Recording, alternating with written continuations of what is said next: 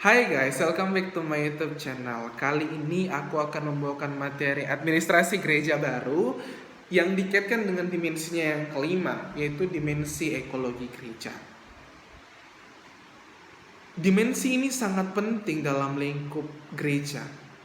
Mungkin ketika kita mendengar kata ekologi, tidak sedikit dari kita akan berpikiran bahwa akan berhubungan dengan hal-hal yang berbau alam atau alamiah. Hal itu tidak salah sebenarnya. Tetapi di sini kita mau melihat dari perspektif yang agak berbeda. Dalam dunia ekologi yang saya pahami secara pribadi, itu bersangkut paut dengan yang namanya ekosistem, yaitu sebuah lingkup atau sebuah tatanan kehidupan. Di gereja pun hal tersebut hadir. Karena kita di gereja tidak seorang diri saja. Kita di gereja bersama-sama dengan umat percaya, anggota jemaat, memiliki tugas, tanggung jawab, dan kedudukannya masing-masing. Dalam ekologi gereja memiliki beberapa poin besar yang terkait dalam lingkup gereja pastinya. Yang pertama adalah warga sipil. Kenapa demikian? Karena kita yang hadir di dalamnya merupakan warga sipil, warga negara Indonesia. Seperti itu.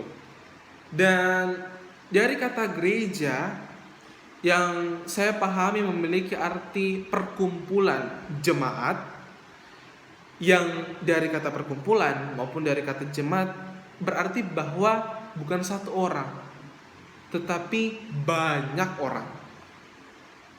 Selanjutnya yang kedua adalah pemerintah. Khusus dalam konteks Indonesia, gereja hadir itu tidak secara serta-merta, tetapi tetap mengikuti kebijakan dari pemerintah. Mau contohnya, seperti sekarang, di masa pandemi COVID-19, seluruh aspek kehidupan menemui yang namanya keterbatasan. Tidak terkecuali dalam hal spiritualitas, yaitu ibadah, di mana pemerintah mengeluarkan kebijakan untuk menyarankan menghindari perkumpulan atau kerumunan. Hal itu diindahkan oleh gereja dengan menghadirkan yang namanya ibadah online. Nah, dari hal ini bahwa gereja mengikuti atau ikut ambil bagian dari setiap kebijakan atau aturan yang diberikan oleh pemerintah. Selanjutnya yang kemudian adalah ada yang disebut dengan usaha-usaha. Nah, usaha yang dilakukan di sini itu, saudara-saudari, bukan berpatokan pada hal materi saja, tetapi dalam pembangunan jemaat, khususnya dalam pembangunan moral anggota jemaat. Karena kita hadir dalam lingkup gereja bukan hanya mementingkan individu kita, tetapi kita juga mementingkan sesama kita. Sama seperti di dalam hukum kasih. Kemudian yang selanjutnya lagi, bahwa ada yang disebut dengan global networking. Khususnya dalam masa-masa digitalisasi atau zaman digitalisasi, hal ini sangat-sangat terbuka lebar. Karena memberikan kita kesempatan untuk bisa menghasilkan sesuatu atau berkarya, dan tanpa memandang ruang dan waktu. Mau contoh kecilnya, kita bisa lihat dari pengelolaan uang secara digital. Ada yang biasa disebut dengan cryptocurrency. Dan juga itu merupakan bentuk transaksi uang secara digital. Tetapi dasar dari hal tersebut adalah saving atau menabung.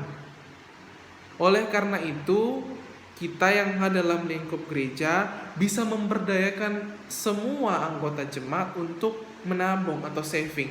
Karena menabung itu sangat penting dalam kehidupan ini, guys. Oleh karena itu, dari hal yang kecil yaitu menabung, kita bisa melangkah step by step. Dan ketika kita ingin mengambil sebuah keuntungan yang besar, tetapi juga memiliki resiko yang besar, kita bisa masuk ke dalam yang namanya cryptocurrency tersebut, namun harus dengan pengamatan atau memiliki keterampilan yang khusus atau baik dalam dunia investasi uang digital ini. Oleh karena itu, mari saudara-saudari, kita yang hadir di dalam zaman-zaman sekarang, khususnya dalam zaman digitalisasi, mari kita memanfaatkan seluruh kesempatan yang hadir.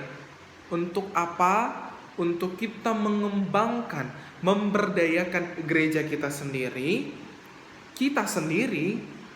dan sesama atau anggota jemaat yang lainnya. Karena kita hidup sebagai manusia adalah makhluk sosial. Kita harus memperhatikan satu dan yang lainnya. Jangan mementingkan diri kita sendiri atau mengandalkan ego kita. Karena hal tersebut juga penting dalam ekologi gereja agar gereja bisa lebih bertumbuh dengan baik dan menjadi berkat untuk siapa saja. Baik, demikian materi dimensi ekologi gereja dalam administrasi gereja pada saat ini. Sampai jumpa di materi-materi administrasi gereja atau dimensi-dimensi administrasi gereja baru atau AGB yang akan datang. Sampai di sini dulu, sampai jumpa.